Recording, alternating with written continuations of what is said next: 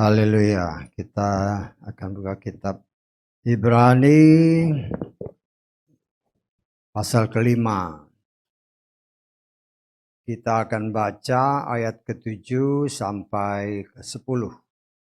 Ibrani 5 ayat 7 sampai 10 kita akan baca bersama semua ayat ini. Sebagaimana tertulis di depan ya. Ibrani pasal 5 ayat 7 sampai 10. Kita baca bersama 3, 4. Dia yang dalam hari-hari jasmaninya mempersembahkan dan telah didengarkan dari kesalehannya, baik doa maupun permohonan dengan ratap tangis dan air mata, kepada Dia yang sanggup menyelamatkannya dari kematian. Sekalipun dengan menjadi seorang putra, dia telah belajar melalui apa yang pernah dia derita, ketaatan. Dan setelah disempurnakan, dia menjadi sumber keselamatan kekal bagi mereka yang menaati Dia, dengan ditunjuk sebagai imam besar oleh Elohim menurut peraturan Melkisedek. Haleluya, amin. Silakan duduk. Kita mengucap syukur ya oleh kemurahan Tuhan. Kemarin ya hari Sabat ya. Kita belajar firman Tuhan bahwa Yeshua ketika dia mati, tabir antara ruang kudus dan ruang maha kudus terbelah dua. Dan berdasarkan kitab Ibrani juga, tabir itu diganti dengan dirinya, yaitu Yeshua. Ya. Sehingga siapapun bisa masuk menghadap Bapa Yahweh melalui Yeshua. Karena tabir itu adalah Yeshua sendiri. Ya. Kita mengucap syukur, kita belajar untuk dapat mentaati apa yang Dia firmankan. Ya. Dan memang di dalam kehidupan sehari-hari seringkali juga orang bertanya, ya mungkin kadang-kadang kita bertanya kan, apa bisa ya saya melakukan firman ini? Ya. Saya mau ingatkan ya bukan soal bisa atau tidaknya. Ya. Tetapi mau apa enggak? Bisa ditangkap maksudnya? Ya. Bukan soal bisa atau tidak bisa kita melakukan firman. Karena berdasarkan firman Tuhan dalam kitab Yohanes yang sudah kita baca berkali-kali. Firman Tuhan itu tidak sukar. Ya. Artinya di dalam ya banyak aliran-aliran keagamaan di dunia ini.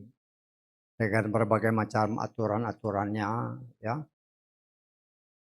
Tapi karena itu buatan manusia, banyak yang tidak bisa dilakukan oleh manusia itu sendiri. Tetapi firman Tuhan yang saudara dan saya miliki, itu dari Tuhan. Karena itu Dia sendiri berkata, tidak ada yang sukar. Ya. Jadi bukan soal berbicara firman Tuhan, berbicara melakukan firman Tuhan. Bukanlah berbicara bisa atau tidak. Tetapi berbicara mau apa enggak. Hanya itu. Ya. Dan saya percaya ya, kita sebagai anak Tuhan yang sedang belajar tentang tabernakel ini, ya, Tuhan memang sudah memanggil kita. Ya, kita sudah masuk pintu gerbang, kita sudah bertobat, kita sudah lahir baru. Dan kita sudah dianugerahi, dipenuhi Roh Kudus. Tetapi harus diingatkan kembali sebagaimana sore kemarin kan. Orang yang dipenuhi oleh Roh Kudus belum tentu hidupnya dipimpin sama Roh Kudus. Karena seringkali orang yang sudah dipenuhi oleh Roh Kudus, dia nggak mau dipimpin Roh Kudus, maunya kebebasan. Akhirnya kebablasan. Karena contohnya banyak kan, kita sudah lihat baca tentang si Saul kan. Saul itu dipenuhi Roh Kudus. Tetapi karena perubahan yang drastis yang dialami dari seorang gembala domba, ya, kemudian diangkat menjadi raja, ya kagetlah dengan segala kemegahan-kemegahannya, membuat dia merasa diri, aku kan raja. Jadi aku bisa melakukan apa yang aku mau. Termasuk yang bukan kewajibannya sebagai seorang imam, dia mencoba jadi imam. Ya. Sehingga di sini kita melihat, walaupun pada awalnya dia dipenuhi dengan Roh Kudus, tetapi karena kesombongannya, dia tidak mau dipimpin oleh Roh Kudus, akhirnya dia binasanya luar biasa. Ya. Beberapa contoh dalam kitab suci kita melihat, orang yang melawan Tuhan, biasanya yang sudah dipakai Tuhan terus melawan Tuhan, matinya biasanya bunuh diri. Yudas kan bunuh diri. Saul ini juga bunuh diri. Ya. Dan itulah yang banyak terjadi dalam kehidupan mereka yang menamakan diri orang percaya. Ya, saya mau ucap syukur secara pribadi sebagai seorang pelayan Tuhan, mencoba untuk memberikan pengajaran tentang tabernakel ini, walaupun yang saya berikan itu sebenarnya hanya garis besar ya. Karena kalau saudara meditasikan kembali, banyak hal yang masih tersembunyi. Jangankan saudara, saya aja yang mengajar. Kadang-kadang saya baca lagi, ini masih ada, masih ada, masih ada. Ya. Sehingga saya berani mengatakan, satu firman yang kita baca, hari ini dibukanya A, kau baca lagi besok ayat yang sama, bisa lagi B, bisa lagi C, bisa lagi banyak.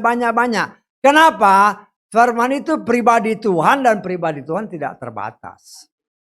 Dia mau sebagaimana yang dia janjikan, membukakan rahasia-rahasianya kepada anak-anaknya. Dan kita mengucap syukur sebagai anak-anak Tuhan. Ya. Sebagai anak-anak Tuhan, walaupun dikatakan kita ini anak adopsi, anak angkat. Ya. Anak yang diangkat, karena yang namanya angkat itu, yang namanya anak itu hanya bangsa Israel. Tetapi di luar bangsa itu, kalau kita bukan atau tidak memiliki DNA orang Yahudi, ya, anak angkat. Anak angkat, tetapi ya boleh dikatakan seperti adik angkatnya orang Israel. Kita diberi anugerah yang luar biasa, diberikan Roh Kudus. Ya, haknya sama. Diberikan Roh Kudus yang memimpin saudara dan saya. Ya, kalau kita mau. Saya tanggap. Saya ingatkan saudara ya, sebagaimana tertulis dan yang kita imani. Karena kita semua, khususnya yang ada di dalam gedung ini, kita semua sudah dibaptis. Sudah lahir baru, dan kata Yeshua dalam Yohanes pasal 3, kalau engkau tidak dilahirkan dari air dan roh, kau tidak akan masuk surga. Dan kita khususnya yang ada di sini, kita sudah lakukan itu. Dan kau yang di luar, kalau kau dengar kau tidak lakukan, ada tertulis. Ya, kita baca aja ayatnya ya. Yohanes pasal 3. Ya, karena ini kebetulan disiarkan di keluar, jadi ya supaya jelas. Supaya jelas dan bisa kita menjadi berkat bagi banyak orang lain. Yohanes pasal 3 ayat ke-5. Yesus menjawab, sesungguh-sungguhnya aku berkata kepadamu, jika seseorang tidak dilahirkan dari air dan roh, dia tidak dapat masuk ke dalam kerajaan Elohim. Ini yang ngomong bukan saya, tapi Tuhan yang punya kerajaan. Ya. Dan dia ini berulang-ulang, memang ya Tuhan ingatkan ya. Berulang-ulang Tuhan ingatkan bahwa seorang manusia yang dilahirkan dari seorang perempuan, ya pastilah dilahirkan seorang perempuan kan. Semua manusia yang dilahirkan oleh seorang perempuan, dia harus dilahirkan kembali sesuai ayat ini. Sesuai ayat ini. Engkau harus dilahirkan kembali dari air dan roh. Berbicara air dan roh, berbicara firman. Harus dilahirkan dari firman, yaitu yang kita kenal dengan baptisan yang benar. Ya, yang benar. Ya, karena sering kalau baptisan selam atau percik. Namanya baptis itu pasti selam, nggak ada percik-percik. Jangan ketipu sama dirimu sendiri atau orang dari luar sana. Nah, saya sebagai pelayan Tuhan yang karena waktunya semakin dekat yang ngomong belak-belakan aja lah. Bukan maksud untuk menyakiti hati orang, tetapi untuk membuat orang mengerti kalau kita tidak melakukan hal itu, nggak bakal masuk, nggak bisa. Karena ingat firman Tuhan berkata dengan jelas, banyak yang dipanggil, sedikit yang terpilih. Kita sudah belajar ketika Tuhan membuat tabernakel ini dengan contoh yang dikasih lihat kepada Mose. Itu semua terlihat dengan jelas. Pintu gerbangnya luas. Dengan 3 pintu. Dan Tuhan membuka bagi kita. Berbicara pintu yang 3 ini berbicara tubuh, roh, dan jiwa. Tetapi juga berbicara ketiga anak Nuh. Yang merupakan asal muasal yang namanya manusia yang hidup pada zaman ini. Baik dari keturunan Sem, keturunan Yafet maupun keturunan Ham. Mereka semua sama-sama diundang oleh Bapa Yahweh. Supaya engkau selamat, engkau harus menerima kabar baik. Engkau harus menerima Yeshua yang sanggup kalau engkau percaya akan memperoleh hidup yang kekal. Ya. Banyak yang dipanggil. Ya. Tetapi di dalam berjalannya proses hanya sedikit yang terpilih. Ingat ya, Tuhan itu setia sama firman-Nya, Dia bukan setia sama kita. Kalau kita setia sama firman-Nya, kita pasti masuk surga. Saya katakan seperti itu. Karena itu firman-Nya. Karena Dia berkata, akulah jalan, kebenaran, dan hidup. Engkau tidak akan bisa masuk ketemu Bapa kalau tidak melalui aku. Karena itu tabir yang tadi kita baca itulah Yeshua sendiri. Menggenapkan apa yang dikatakan dalam kitab Yohanes kan. Akulah jalan, kebenaran, dan hidup. Tidak seorang pun sampai kepada Bapa kalau enggak melalui aku. Siapa dia? Dia Yeshua. Siapa Yeshua? Yeshua adalah firman. Ya. Apakah kita bisa? Bukan soal bisa dan tidak bisanya melakukan firman. Tetapi masalahnya mau apa enggak. Saudara bisa bayangkan. Bisa dimengerti ya. Bukan soal bisa dan tidak bisa. Tetapi mau apa enggak. Hanya itu aja. Ya. Karena banyak orang aduh sulit. Bukan masalah sulit. Kalau engkau mau, maka Roh Kudus yang telah dianugerahkan bagi kita, saya katakan kepada saudara. Sebagaimana tertulis, ketika kita lahir baru, karena kita adalah anak di dalam alam roh. Ketika kita sudah lahir baru, lahir dari firman. Keluar dari air, lahir dari firman. Di dalam alam roh ada deklarasi dari sorga. Ini anakku yang kukasihi. Karena engkau dan saya anak, diberinya Roh Kudus.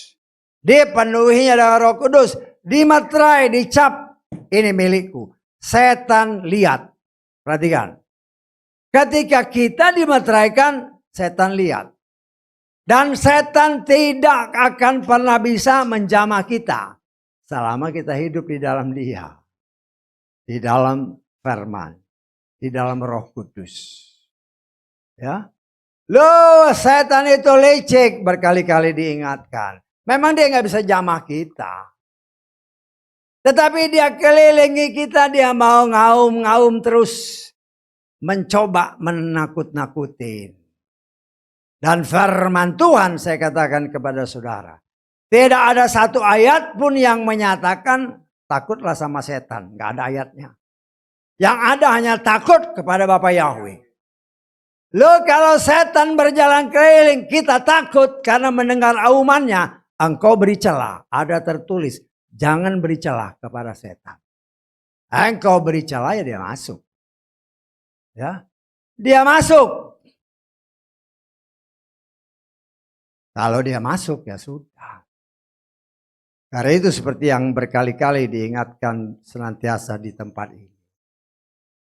Banyak orang Kristen kan, atau menembut diri orang Kristen. Kita tahu ada tertulis ketika Adam dan Hawa diciptakan oleh Tuhan. Tuhan menempatkan mereka di Taman Eden. Kalau Tuhan menempatkan dia di Taman Eden, pasti Taman Eden dijaga. Hanya pertanyaannya, kenapa setan bisa masuk ke dalam Taman Eden? Sebagaimana tertulis dalam kitab Yeskiel maupun kitab Yesaya. Kalau Taman Eden itu dijaga sama malaikat, setan itu tidak bakal bisa masuk, tidak bisa.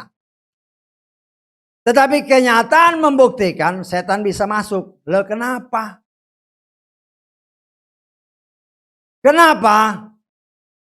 Karena tanpa disadari oleh manusia. Ya orang percaya, mereka tidak melihat celah atau karena tidak mau bergaul dengan firman. Tidak melihat celah bahwa Adam dan Hawa sekian ribu tahun berbuat dosa. Nah dosa ini dia diungkit-ungkit lama sama si setan. Ya, dosa ini pemberontakan terhadap firman karena ada tertulis. Perintah pertama, Torah yang pertama. Yang Tuhan berikan kepada manusia sebagaimana tertulis. Beranak cuculah, bertambah banyaklah, penuhilah bumi. Berdasarkan perhitungan yang sudah kita diajarkan Tuhan. Kurang lebih 5.000 tahun setelah mereka diciptakan. Mereka diciptakan hari ke-6. 5.000 tahun gak punya anak. Ini celah, setan kan dengar waktu Tuhan bilang beranak cuculah. Setan itu paling tidak suka sama manusia karena dia merasa cemburu. Tuhan menciptakan manusia yang segambar dan secitra dengan dia. Yahweh di dalam Adonai Yeshua Mashiach. Lo pelanggar ini dilihat sama si setan. Dan saya menafsirkan setan membujuk Bapak Yahweh. Seperti dia membujuk Bapak Yahweh untuk melawan Ayub. Ya, setan ya saya tafsirkan Tuhan. Adam dan Hawa itu kok melanggar firman-Mu sudah sekian ribu tahun. Walaupun tidak tertulis, tapi sebenarnya tertulis. Hanya kalau kita nggak baca benar-benar nggak ketahuan itu. Makanya saya berani katakan sekitar 5.000 tahun. Dia nggak punya anak. Celah ini diintip oleh setan. Dan setan saya percaya membujuk Tuhan. Tuhan pun sebenarnya marah karena mereka berontak terhadap firman. Nah, saya menafsirkan Tuhan bilang ya Tuhan izinkan. Masuklah. Masuk. Oh, setan ini kan juga pinter. Dalam arti kata untuk dia mengerti firman Tuhan. Tuhan bilang punya anak sama Adam dan Hawa. Ya, yang bisa punya anak itu siapa? Hawa bukan Adam. Makanya dia datang ke Hawa. Dia gaulin si Hawa. Orang bilang makan buah. Lah itulah kiasan kau bilang ngawur-ngawur aja. Dari situlah kita melihat. Ya, sejak awal manusia ini memberontak terhadap firman Tuhan. Mereka tidak mandul ya. Setelah jatuh dalam dosa kan punya anak. Walaupun anak yang pertama daripada si Hawa itu adalah si Kain itu anak setan. Walaupun banyak orang tidak bisa menerima. Tetapi firman Tuhan jelas menyatakan semuanya. Ya. Kan itu jelas sebenarnya kalau kita mau menyelidiki dari kitab Kejadian 1 sampai Kejadian 6. Firman Tuhan jelas ketika malaikat-malaikat jatuh. Dia kawini anak-anak manusia. Lahirlah raksasa. Lahirlah raksasa. Ya, tetapi firman Tuhan bilang sebelumnya udah ada raksasa. Lu dari mana? Saya mengajar saudara untuk meneliti firman Tuhan dan tanya sama Roh Kudus ya, kenapa bisa begitu? Tapi kalau ayat-ayat firman kita ini, firman yang ditulis dalam bahasa ini saya perhatikan ya kelihatannya, ya coba kita lihatlah dalam Kejadian pasal ke-6.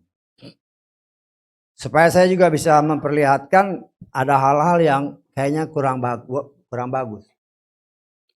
Dalam hal terjemahan ya. Ayat keempat. Saudara perhatikan baik-baik ya. Kejadian pasal 6 ayat 4. Pada hari-hari itu para raksasa telah ada di bumi. Ya. Bahkan juga sesudahnya ketika anak-anak Elohim menghampiri anak perempuan manusia. Anak Elohim di sini ada orang yang tanya, ya kemarin ada ya, Pak, anak Elohim itu siapa? Baca kitab Ayub, ini sama. Anak-anak Elohim datang kepada Bapak Yahweh, ada setan, nggak mungkin di bumi, pasti di sorga. Saya tanggap, ya. Anak-anak Elohim ini malaikat-malaikat yang jatuh, ya malaikat-malaikat yang jatuh ini ngawinin perempuan-perempuan. Ya, nah inilah yang diimani oleh banyak orang yang menampakkan diri penyembah Yahweh. Wah, malaikat ini namanya si ini sih. Kalau nama malaikat yang jatuh itu setan ya. Setan itu artinya yang jahat. Lo nama malaikat kau hafal, malaikat yang jatuh. Firman Tuhan kau tidak hafal. Bahkan dalam buku-buku, oh, Henoh ngomong sama Tuhan supaya malaikat-malaikat ini jadi perantara malaikat-malaikat yang jatuh. Supaya mereka bisa ya. Henoh seolah-olah dalam cerita buku-buku itu, Henoh ini seperti juru selamat, jadi perantara antara Tuhan dengan dengan manusia untuk Henoh bicara tentang malaikat yang jatuh supaya diampuni. Hati-hati ya. Malaikat itu tidak sama dengan manusia. Kalau dia jatuh tidak ada pengampunan. Tetapi di buku-buku itu Henoh. Cuman Henohnya Henoh yang mana? Ini yang harus kita lihat. Karena Henoh itu ada yang anak Kain. Ada yang anak dari Adam. Lameh pun ada yang dari keturunan Kain. Ada yang dari keturunan Adam. Hati-hati. Dari kalau saya lihat cerita-ceritanya, jangan-jangan Henoh yang dia maksud, itu Henoh keturunan si Kain, anak setan. Ya jadi kalau mereka jatuh, tidak bisa diampuni. Kita lihat di dalam Yudas pasal 1 cuman ya. Kita baca ayat ke-6. Juga para malaikat, mereka yang tidak menjaga asal-usul mereka sendiri, malah telah meninggalkan kediamannya sendiri. Dia telah menahan mereka dengan belenggu abadi di bawah kekelaman sampai masa penghakiman. Jadi bagi malaikat kalau dia jatuh langsung nanti dihakiminya nanti. Gak ada proses penyelamatan seperti manusia, gak ada. Ya, tapi di buku-buku itu, buku Henoh segala macam, yang dipercaya bahkan dijadikan kitab suci bagi beberapa orang yang menamakan diri anak-anak Tuhan, menyeleweng dari firman. Sudah tahu menyeleweng dari firman tapi ngotot ini kitab suci yang baru. Lah bagaimana? Ya. Nah, saya harus memperingatkan ini karena ini terjadi ya. Ini terjadi dan saya mau ingatkan berdasarkan tertulis dalam kitab Yudas, kalau malaikat jatuh tidak ada pengampunan.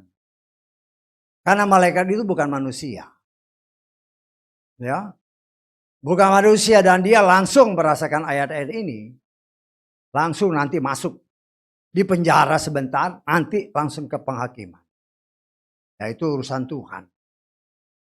Nah, kita sebagai anak-anak malaikat-malaikat yang jatuh ini, yang dikatakan dalam kitab Yudas, itulah yang tertulis dalam kitab Kejadian pasal 6. Ketika mereka menghampiri perempuan-perempuan, manusia yang cantik-cantik sesuai seleranya, lahirlah raksasa. Tadi kan ayat tadi kan. Tapi ingat, sebelumnya sudah ada. Itu harus jadi pertanyaan. Saudara bertanya sama Roh Kudus, ini dari mana? Ya, nanti Roh Kudus singkapkan. Dan saya berani katakan itulah keturunan Hawa dengan si Lucifer itu. Bisa ditangkap maksud saya? Ya, supaya jelas. Karena firman ini kalau kita tidak nanya sama yang punya firman, repot kita. Ya, tanya sama yang punya firman, siapa ya? Bapak Yahweh lah. Yesua, Roh Kudus diberikan. Roh Kudus yang mengajar, kan kata firman Tuhan dalam kitab Yohanes. Dia mengajar kita supaya kita ngerti firman Tuhan. Tuhan sebenarnya mau menyingkapkan rahasia-rahasianya dari kitab Kejadian sampai kitab Wahyu. Nah, kita mau ucap syukur lah, sedikit demi sedikit kita, oh begini ceritanya. Sehingga kalau saudara lihat-lihat di media-media sosial, waduh para arkeolog menemukan tulang-tulang para raksasa. Saudara nggak heran. Saudara nggak heran karena ada tertulis.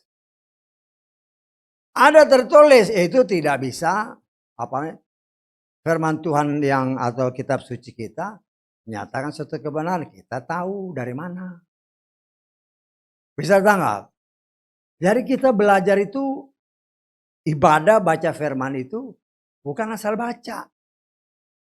Tapi tanya artinya, Tuhan apa sih artinya? Kalau kita nggak tanya, ya bagaimana? Ya, ini bukan cerita dongeng tapi itu cerita beneran. Ya, kalau dikatakan dahulu ada orang-orang sakti, ya malaikat-malaikat itu punya kemampuan yang lebih daripada manusia biasa. Dan itu kita melihat ya banyak hal. Ya sebenarnya peninggalan-peninggalan kan banyak. Walaupun tidak ditulis tapi dari sejarah-sejarah. Kita melihat, contohnya di Indonesia ini, itu Candi Borobudur, bagaimana bangunnya? Siapa yang bangun? Karena batu-batunya itu tidak didapat dari lokasi sekitar. Dari mana? Nggak tahu. Ya. Dan itu memang sudah ratusan tahun, diperkirakan tahun 700 atau 800, kita nggak tahu sebelum Masehi.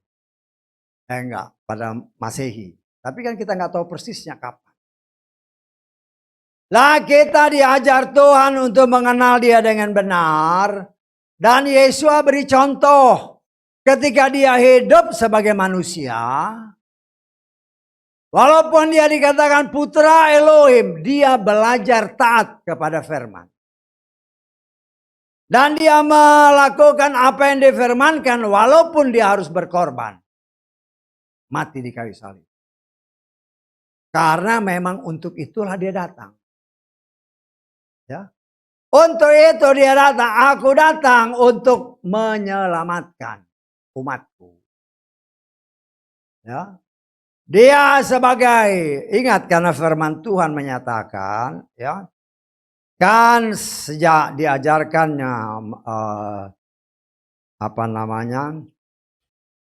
tabernakel ini yang diturunkan Tuhan kepada manusia dan diajarkan melalui Mose dan orang-orang Israel untuk menebus dosa. Maka dipotonglah lembu kah, domba kah, atau unggas, atau kita mempersembahkan yang lain-lain. Tetapi firman Tuhan berkata, apakah darah lembu itu bisa menyucikan kita? Kita lihat di dalam Ibrani pasal ke-10 ya. Ayat ke-4. Dikatakan oleh firman Tuhan, sebab mustahil darah lembu jantan, kambing jantan menghapuskan dosa. Itu hanya satu ungkapan ataupun dapat dikatakan cara Tuhan memperlihatkan kepada manusia Karena hubungan antara Tuhan dengan manusia karena dosa terputus. Ya. Dan untuk memperbaiki hubungan ini, Tuhan membuat tata ibadah seperti ini supaya engkau layak bisa masuk. Engkau harus memotong lembu atau domba atau unggas atau mempersembahkan korban sajian. Tetapi firman Tuhan katakan, darah lembu, darah apa bisa menyucikan? Tidak bisa. Tetapi itulah gambaran yang Tuhan mau nyatakan ketika waktunya genap. Dia sendiri turun sebagai Yeshua. Sebagai domba yang disembelih. Dan darahnya dikorbankan untuk keselamatan saudara dan saya. Ya. Dan itu banyak orang yang juga ya karena nggak mau melihat apa yang ditulis. Kan banyak yang hal-hal yang ya kita mengucap syukur Tuhan berkenan singkat. Ketika bangsa Israel mau dibebaskan Tuhan dari perbudakan. Tuhan memerintahkan kepada Moshe agar bangsa Israel sebagaimana tertulis menyiapkan, kita baca lagi aja ya. Kitab Keluaran pasal ke-12. Karena di sini tergantung banyak rahasia-rahasia yang kalau kita tidak nanya sama yang punya firman ya begitu aja. Pasal 12 kita baca mulai ayat 3. Berbicaralah kepada seluruh jemaat Israel dengan mengatakan, pada hari ke-10 bulan ini, setiap suami harus mengambil seekor kambing domba bagi mereka. Menurut keluarga leluhur, seekor kambing domba untuk setiap keluarga. Nah, hari ke-10. Kalau kita agak proaktif sendiri, kita nanya, kok hari ke-10 Tuhan? Kenapa enggak hari pertama? Bisa tanggung saya? Kenapa enggak hari kedua? Kenapa enggak hari ketiga? Kenapa hari ke-10? Ya, kemudian kita lengkap ke ayat ke-6. Haruslah dia, kambing tadi, domba tadi, menjadi simpanan bagi kamu sampai hari ke-14. Lo ngapain disimpan? Lo semua ini rahasia-rahasia yang Tuhan sudah singkapkan bagi kita. Dan kita mengucap syukur dari semua ini. Kita melihat rahasia firman Tuhan yang tersembunyi ribuan tahun. Berkenan Tuhan singkapkan. Kenapa hari ke-10? Ya, kenapa hari ke-10? Dan saya sebagai pelayan Tuhan, saya menafsirkan hari ke-10 itulah Hawa jatuh, ketipu sama setan. Tetangga, dia diciptakan hari ke-6, hari ke-7, hari ke-8, hari ke-9, hari ke-10. 5 hari, 5.000 tahun, karena itu tadi saya katakan. Dikasih tahu hari ke-6, beranak cucu ya, tambah banyak, penuhi bumi. Sampai hari ke-10, zero. Nothing happen. Ya, bukan gak bisa punya anak, tapi gak mau. Bukan soal bisa atau tidak bisa, tetapi mau apa enggak. Sehingga tanpa disadari mereka melawan Tuhan. Melawan perintah Tuhan. Selama 5.000 tahun. Nah, itu yang saya katakan tadi. Setan lihat, Tuhan 5.000 tahun Tuhan. Bagaimana? Mereka melawan. Lah, Karena itu Tuhan oke. Dia kasih lampu hijau. Masuklah ke taman. Tetangga. Hari ke-10 dia jatuh. Sejak manusia jatuh dalam dosa, mulailah berhitung hari atau waktu. Tetangga. Mulai dihitung. Jatuhnya manusia. Hawa si Adam itu umurnya 930 tahun. Dihitung bukan dari hari penciptaan. Tapi dari hari dia jatuh. 900 berapa? 30 tahun. Dia jatuh tahun 0. Tuhan bilang simpan sampai ke hari ke-14. Hari ke-10 ya hari 0. 4 hari kemudian hari ke-14. Antara Adam sampai Yesua 4.000 tahun. 4 hari. Simpan sampai hari ke-14. Yesua dimunculkan hari ke-14.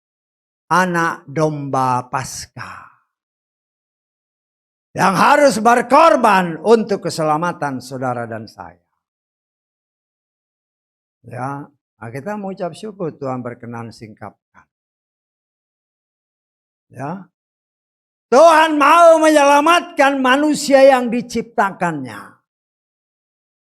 Walaupun manusia yang diciptakannya ini sudah tercemar dengan anak setan. Karena campur tangan siapa itu? Si jelek itu, si setan itu dia kawinin si Hawa, ya punya anak kan. Walaupun banyak orang gak percaya, saya percaya karena ada tertulis ada anak Tuhan, ada anak setan. Ya. Nah kan logika, kita harus pakai logika sebagai anak Tuhan. Ketika manusia dimusnahkan pada zaman Nuh, kan semua binasa. Betul nggak? Lalu kenapa kemudian masih ada raksasa? Ketika bangsa saya masuk ke tanah Kanaan, banyak raksasa, orang-orang enak. Siapa David, dia lawan si Goliat, keturunan raksasa. Itu harus jadi pertanyaan, dari mana? Bisa tahu menurut saya? Sedangkan firman Tuhan jelas menyatakan semua manusia yang ada di bumi setelah air bah itu hanya dari 3 orang anak ini. Yang mana? Nah, saya menafsirkan, saya menafsirkan. Adam, siapa sih? Nuh ini punya 3 anak. Sem, Yafet, dan Ham. Ham itu yang paling bungsu ya. Karena itu saya memulainya Sem, Yafet, dan Ham. Walaupun kitab suci Sem, Ham, Yafet, dan banyak anak Tuhan ngikut-ngikut. Padahal Ham itu anak yang paling bungsu. Walaupun saya menafsirkan 3-3-nya anak kembar. Kan sudah pernah disingkapkan kan. Nuh pada umur 500 tahun punya anak. Sem, Yafet, dan Ham. Artinya dalam 1 tahun, dalam tahun 500 itu lahirlah 3 anak ini. Makanya saya menafsirkan ini anak kembar. Tetapi dari 3 anak ini, dari mana lahir raksasa? Bisa tahu nggak maksud saya? Saudara harus proaktif jadi ngerti. Karena rahasia ini hanya akan dibuka kepada anak-anaknya, kata firman Tuhan. Yesus berbicara, kepadamu, kepada anak-anak, kepada para murid. Rahasia dibuka. Tapi kepada orang lain, hanya dengan perumpamaan.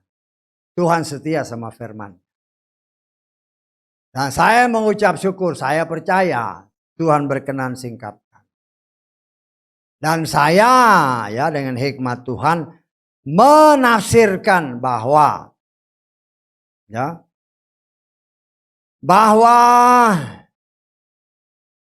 raksasa-raksasa yang muncul setelah air bah itu keturunan dari Ham. Ya, bukan saya katakan Ham itu anak setan, bukan. Tetapi tidak ada ayat yang menyatakan memang Nuh orang benar. Firman Tuhan bilang. Istrinya kita nggak tahu. Terangkap. Ya. Kalau istrinya juga keturunan raksasa, ya salah satu ini pasti ada raksasanya. Ada DNA raksasa. Saya tanggap. Katakanlah tiga-tiganya anak Nuh yang murni. Nggak ada keturunan setan. Menantunya kita nggak tahu. Bisa tanggap? Ya. Dan saya menafsirkan ini dari keturunan, garis keturunan Ham. Loh, apa pertimbangannya ketika bangsa Israel masuk ke dalam tanah Kanaan?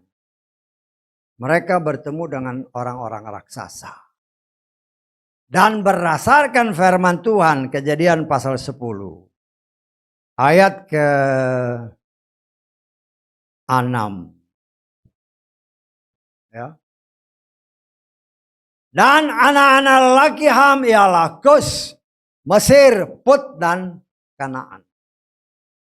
Kalau orang raksasa itu ditemukan di Kanaan, berarti itu aliran dari Ham. Ya, nah sekarang kan udah campur baur lagi macam-macam. Nah, kita sudah belajar bahwa pemurnian itu harus terjadi. Dan pemurnian yang Tuhan kerjakan hanya dengan firman. Berbicara firman, berbicara api yang menghanguskan. Dan kita sudah belajar.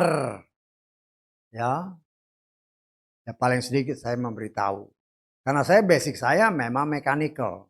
Jadi kalau campuran-campuran gitu, ya ngerti-ngerti dikit lah, walaupun belum ahli. Karena saya tidak mengkhususkan diri sana.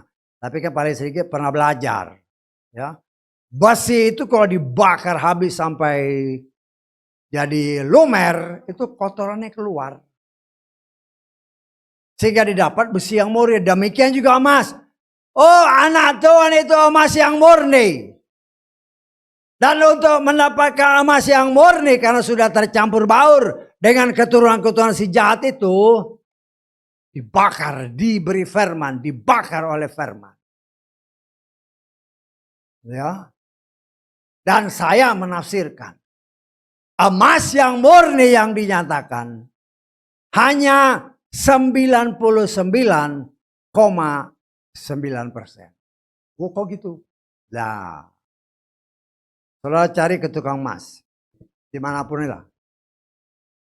Pak, saya mau beli emas yang 100%, nggak bakal dapat.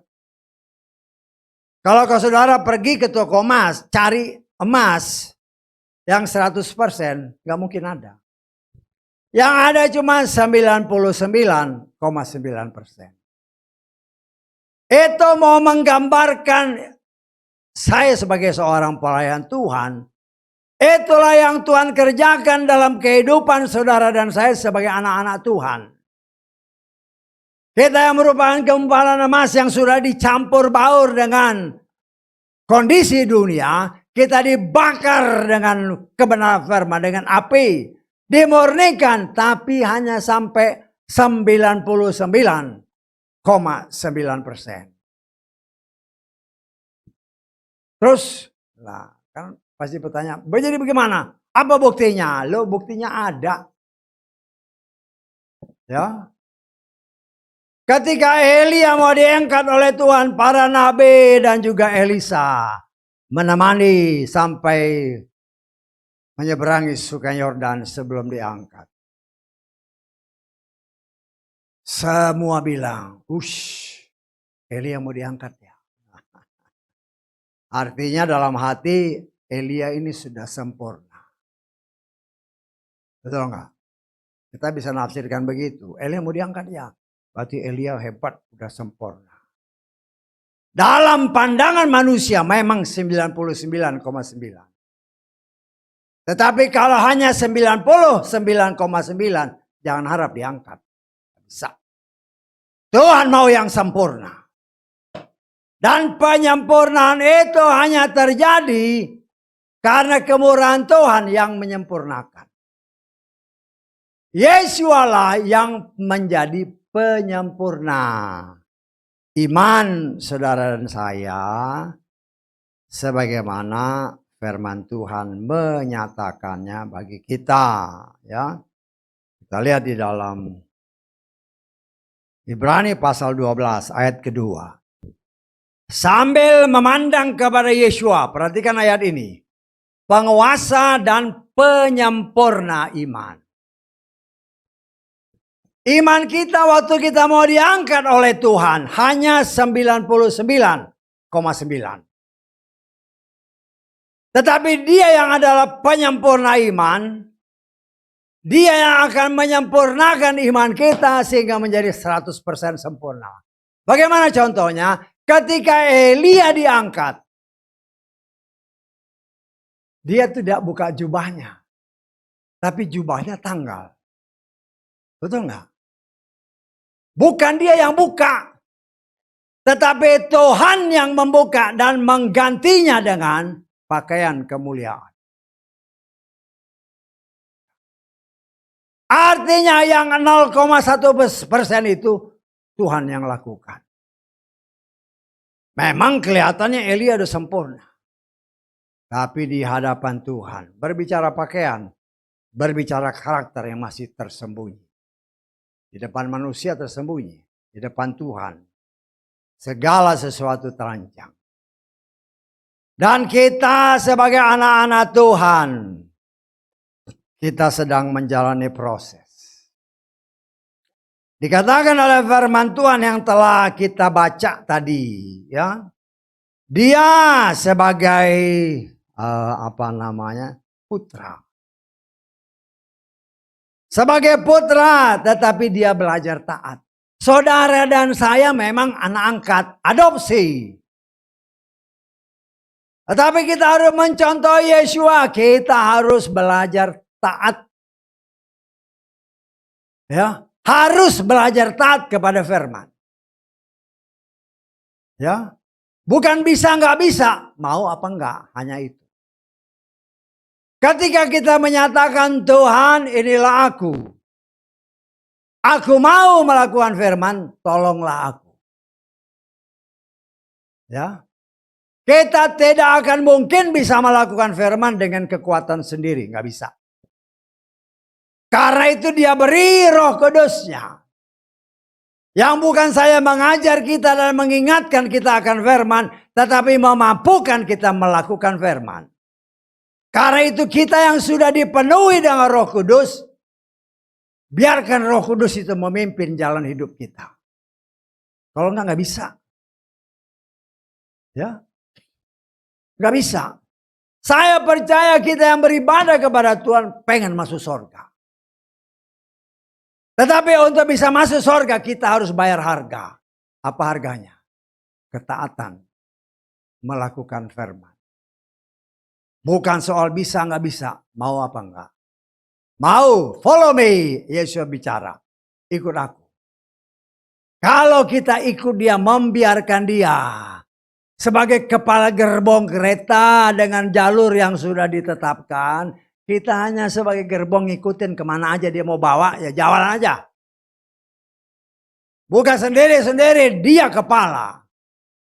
Kita bagian daripada tubuhnya mengikuti kemana dia pergi. Sampai ke tempat tujuan. Dan saya percaya saudaraku yang dikasih oleh Bapa Yahweh. Ya. Kalau kita sungguh-sungguh berserah kepada dia. Kita belajar untuk tidak memberikan kesempatan kepada setan. Indra kita akan punya 5 indera. Itu semua bisa dimanfaatkan oleh setan. Yang setiap hari mengaum-ngaum mengelilingi kita. Supaya kita takut, kita buka celah, setan masuk. Jangan beri celah kepada setan, kata kitab Efesus. Jangan beri kesempatan. Ya. Kau beri kesempatan, dia masuk. Karena setan memang mau membinasakan orang pilihan. Dan saya mau katakan, setan mengincar orang yang percaya kepada Bapa Yahweh di dalam Yeshua Mashiach. Kenapa? Karena dia tahu dia itu hafal firman. Setan itu hafal firman, tetapi dia nggak bisa lakukan. Ya, dia tahu bahwa keselamatan tidak ada di dalam siapapun kecuali di dalam dia. Memang di situ rahasia dianya siapa. Setan tahu bahwa Yahweh telah menjadi manusia yang kita kenal Yeshua. Karena itu dia tahu. Orang yang percaya Bapa Yahweh di dalam Adonai Yeshua Mashiach mempunyai kesempatan lebih dari 90% untuk masuk surga kalau dia taat. Karena itu orang yang begini itulah yang diincar oleh setan. Kalau yang nggak percaya sama Bapa Yahweh dalam Yeshua Mashiach mau ngapain, digoda, nggak ada capek-capek dia. Karena dia tahu ini pasti masuk sama-sama aku nanti ke dalam penghukuman yang memang sudah disiapkan. Karena itu saya sebagai pelayan Tuhan ingatkan kepada saudara dan kita semua. Jangan takut lawan setan. Kan Yeshua kata lawan si setan itu. Dengan nama Adonai Yeshua Mashiach. Ya, setan tidak akan pernah bisa menjamah kalau kita tidak kasih celah. Gak bisa. Walaupun setan berusaha untuk menjatuhkan mereka yang menamakan diri anak-anak Bapa Yahweh. Ya, saya berbicara dengan seorang anak Tuhan. Ketika ada tantangan-tantangan yang ya dia memaklumi bahwa pengetahuan dia tentang firman. Ya. Sesuai pengakuannya ya memang masih sedikit. Ketika dia dengar ada pengajar-pengajar palsu datang ke rumahnya. Kemudian dia dicekokin dengan firman-firman yang ngawur-ngawur. Ya. Memberitakan, oh Roh Kudus itu punya nama. Dari mana ayatnya? Ya disebutkan namanya, ya sesuatu lah, gak perlu saya sebut. Tetapi ini berdasarkan pengajaran yang datang ke orang itu.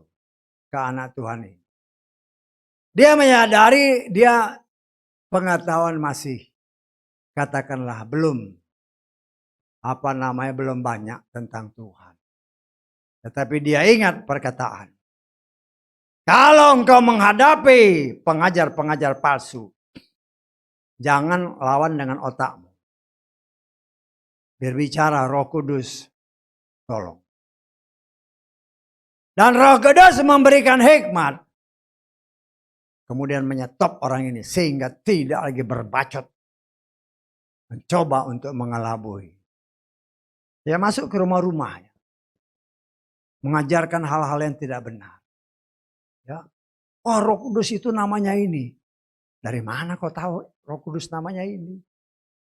Ingat ya, Bapa, Anak, dan Roh Kudus namanya cuma satu, yaitu Yahweh. Bisa tanggap? Itu nama yang ditakuti sama setan. Tidak ada nama yang lain. Karena Bapa, Anak, dan Roh Kudus itu satu. Bagaimana Yeshua? Yeshua itu namanya Yahweh yang menyelamatkan. Jadi kitab suci kita yang kita kenal perjanjian lama, perjanjian baru. Sebagaimana kitab Yesaya. Aku Yahweh juru selamat. Tidak ada yang lain. Itu tidak berubah. Sampai kepada kitab yang kita kenal perjanjian baru. Tetap Yahweh. Hanya manusia tertipu. Karena pakai pikirannya sendiri.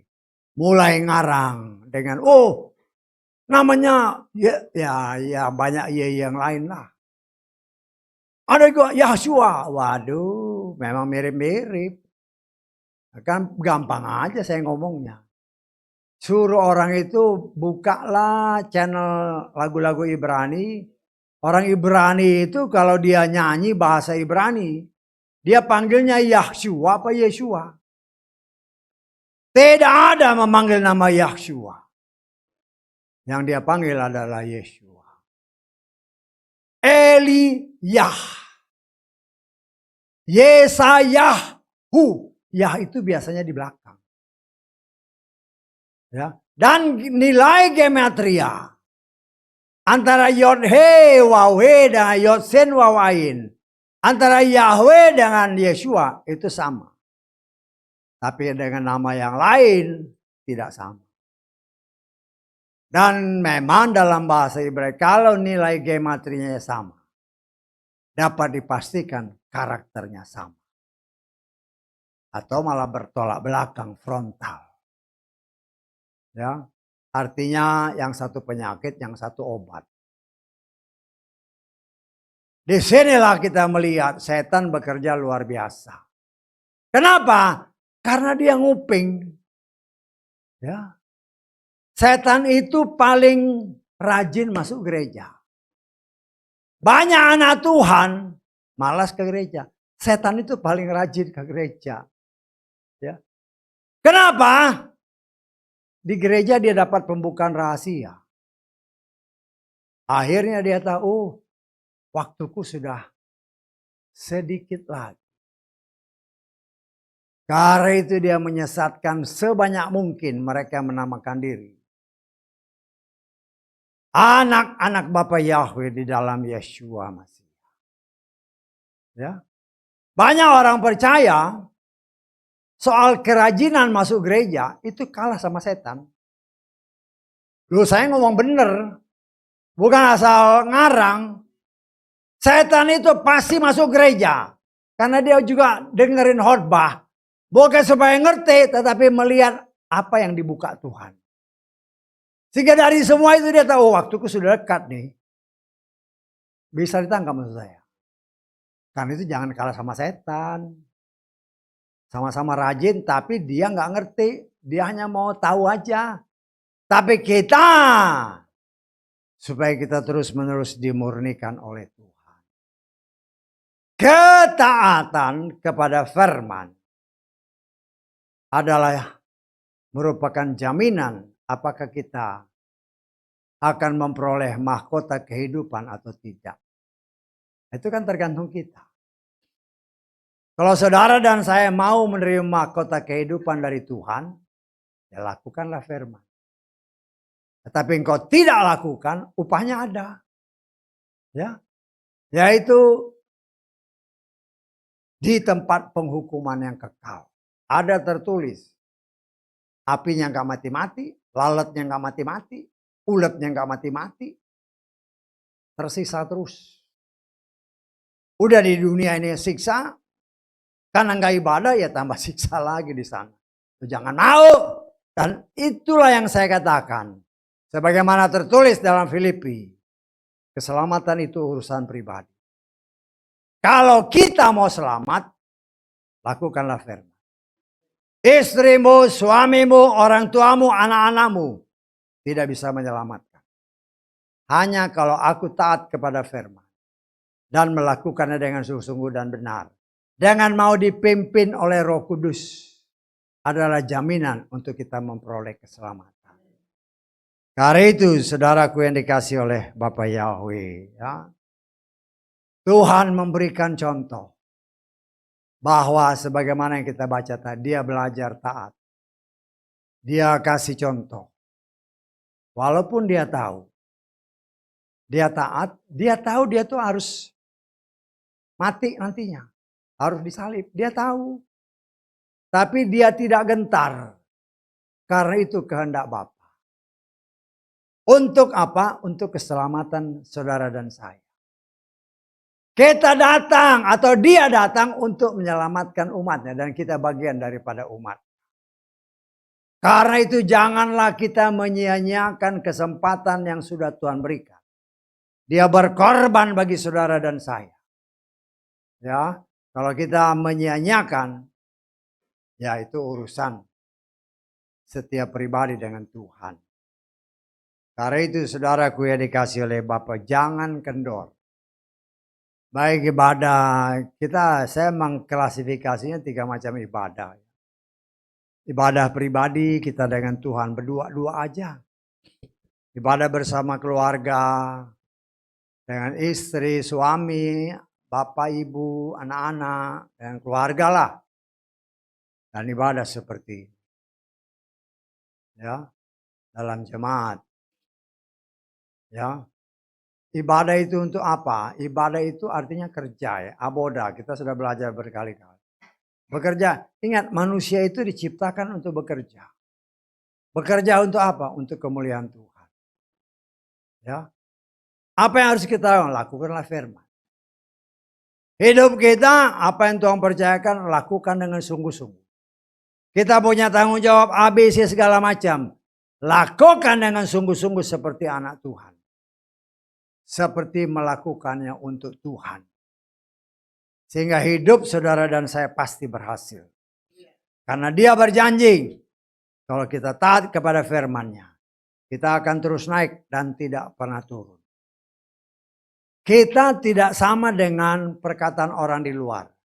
Hidup manusia itu kayak roda. No way. Tidak sama. Hidup seperti roda artinya kadang-kadang di atas, kadang-kadang di bawah. Itu pikiran setan. Itu pikiran duniawi. Tapi ada tertulis yang setiap minggu kita diberitakan dalam kitab Ulangan. Pasal 28. Dia akan membuat kita terus naik. Dan tidak pernah turun. Tuhan mau saudara dan saya berhasil. Dan tidak pernah gagal. Dan itu hanya akan dapat terjadi bila kita berserah kepada Tuhan. Saya mengucap syukur ada beberapa waktu yang lalu kan ada saudara kita yang dari Kalimantan. Dari Balikpapan dia hadir. Dia hadir karena dia mengikuti kompetisi semacam kompetisi di dalam lingkungan perusahaan Pertamina. Ya, dia berdasarkan surat dia mengucapkan terima kasih atas dukungan kita semua. Kembali dulu beberapa waktu yang lalu grupnya atau timnya mendapatkan hadiah platinum. Lebih tinggi dari emas. Nomor 1. Dan sekarang pun dia mendapatkan platinum. Nah, kita mengucap syukur ya. Ya memang dia minta, Pak doain Pak. Ya kita doain aja. Bukan kita. Tetapi kepasrahan orang ini, Bapak ini, minta supaya kita dukung. Kita dukung ya Tuhan yang dengar. Tuhan yang campur tangan. Tuhan yang membuat dia menjadi berkat bagi timnya. Sehingga menjadi yang terbaik. Tuhan menghendaki saudara dan saya menjadi berkat bagi banyak orang lain. Haleluya. Amin. Mari kita bangkit berdiri.